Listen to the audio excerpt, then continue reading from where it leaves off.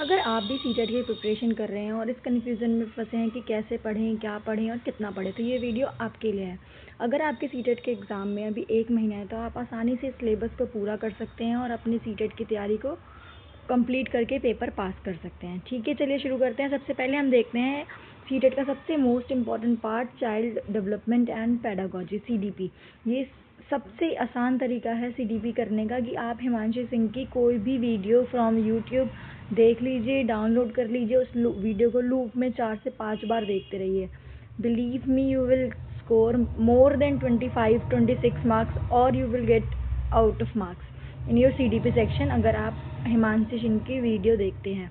उसके बाद जब आप वीडियो देख लेंगे ना, पहली बार वीडियो देखने के बाद आप प्रीवियस ईयर सीडीपी के आप ज़रूर लगाएंगे। ठीक है, उससे क्या होगा, कॉन्सेप्ट में क्लैरिटी आएगी। ठीक है, और ध्यान दीजिएगा कि बस आपको माफ़ कीजिएगा, ये हिमांशु लिखा है, हिमांशु सिंह की वीडियो देखनी है। ठीक है, और उसे लूप में ही देखते रहना है।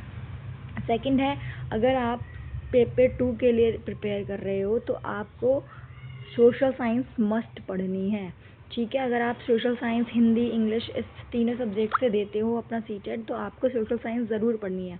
उसका बहुत आसान तरीका है कि कोई भी आप मीडियम से, हिंदी हो या इंग्लिश, कक्षा 6ठी से 8वीं तक की history, geography, civics and economics की तो बुक आजकल जो नई वाली आई है उसमें इकोनॉमिक्स का पार्ट है, लेकिन पुरानी वाली बुक्स में इकोनॉमिक्स का सेपरेशन अलग से नहीं दिया हुआ, सेपरेट करके उसको सिविक्स में, ज्योग्राफी में उसके कुछ कुछ पार्ट्स को दे दिया गया। तो आपको कुछ नहीं करना, आपको इन तीनों बुक को, ओल्ड एनसीईआरटी, हिस्ट्री, ज्योग्राफी और सिविक्स, तीनों बुक पढ़ लेनी है। जितनी बार आप पढ़ सकते हैं उतनी बार।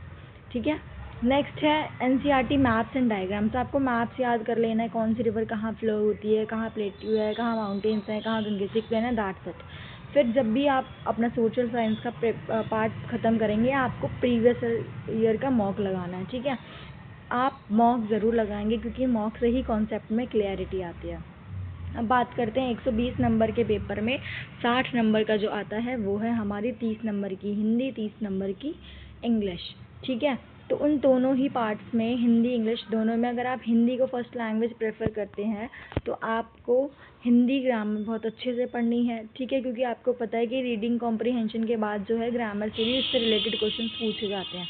और अगर आपने इंग्लिश को लैंग्वेज 1 लिया है तो आपको इंग्लिश की ग्रामर अच्छे से पढ़नी है। ठीक है, और अगर इसके साथ ही अगर आपने हिंदी लैंग्वेज 2 और इंग्लिश लैंग्वेज 1 ली है तो आपको उसके अकॉर्डिंग ही पढ़ते रहना है।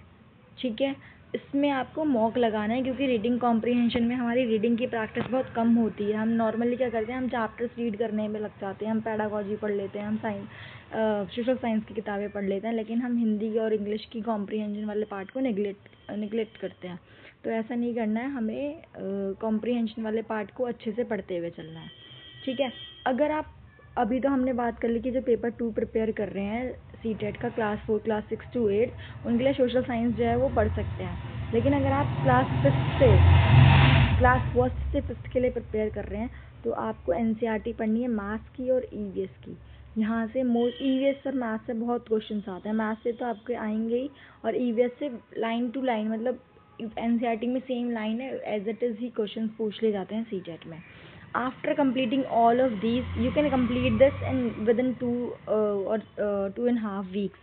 आप चाहेंगे तो आप वीडियो हिमांशु सिंह की लूप पे लगाते रहिए, कोई आप काम कर रहे हैं उसको करते रहिए और उसको सुनते रहिए, और जब भी आपको टाइम मिले आप बैठिए, वीडियो से नोट्स बनाइए, या फिर हिमांशु सिंह के टेलीग्राम चैनल पे लेट्स लर्न पे आपको पीडीएफ भी मिल जाएगी। आप उनको ज़रूर डाउनलोड करके या राइट डाउन करके उन नोट्स को ज़रूर पढ़िएगा जब भी आप वीडियो